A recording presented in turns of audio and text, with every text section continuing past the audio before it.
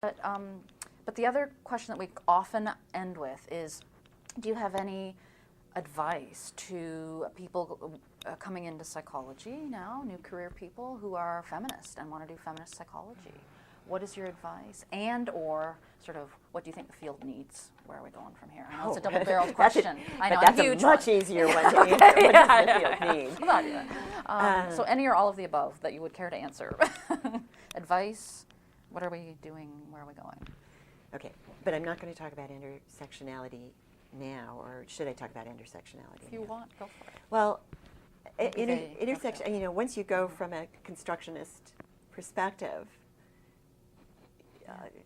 the next logical place is intersectionality, and I think very much my involvement in women's studies for helping me be familiar with that theoretical perspective, and frankly being able to read that work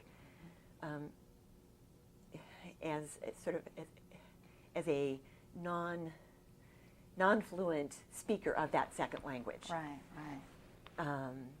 So I think, I mean, for me, the connection between women's studies and psychology actually became clearest when I left.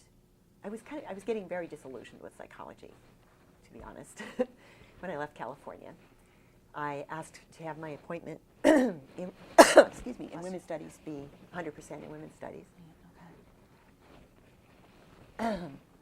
And I was, and because I was concerned about graduate education in women's studies, I was just really seriously thinking about just shifting my career over that direction.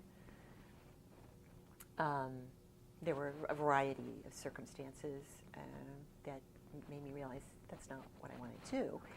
And one of them was that by actually being 100% in a women's studies program, I realized that, well, the analogy that I've used with other people is, it's like you can love everything French, you can speak French, you can study French, you can pretend you're French, but you go to France, you're not French. And so I went to women's studies, love women's studies, even was, it was a second language. Yeah, yeah. But I realized I'm a psychologist. The kinds of questions that I'm interested in answering are really those questions about the experience of the individual as a meaning maker in a meaning-making community. And the way that I want to do it is not by looking at texts exclusively. It's not by doing experiments exclusively either. But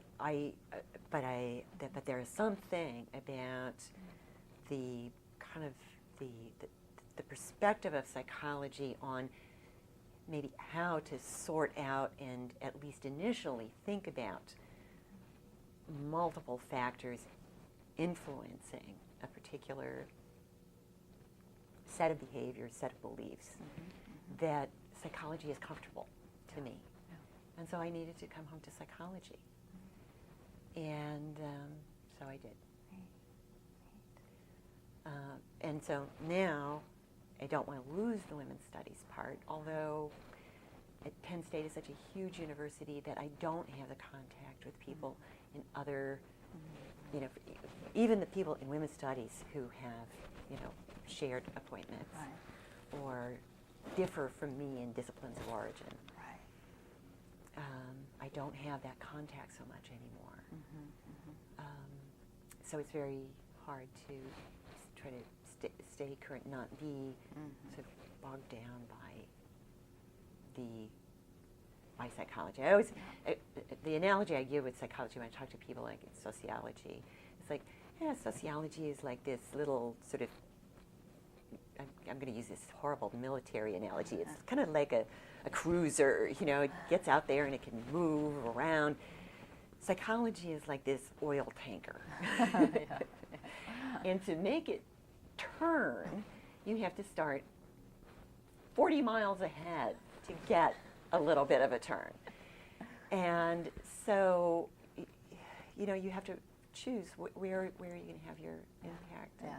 If you want that turn to happen, you really have to be willing to take the very long view.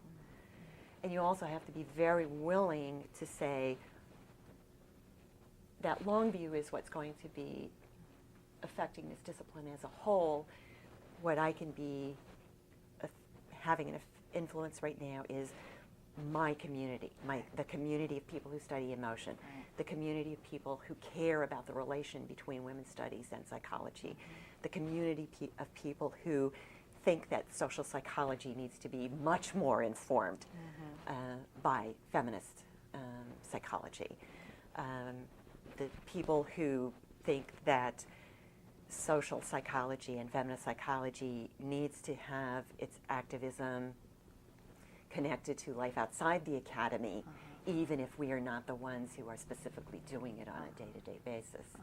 So, you know, which communities are you part of, and how do you make bridges between those?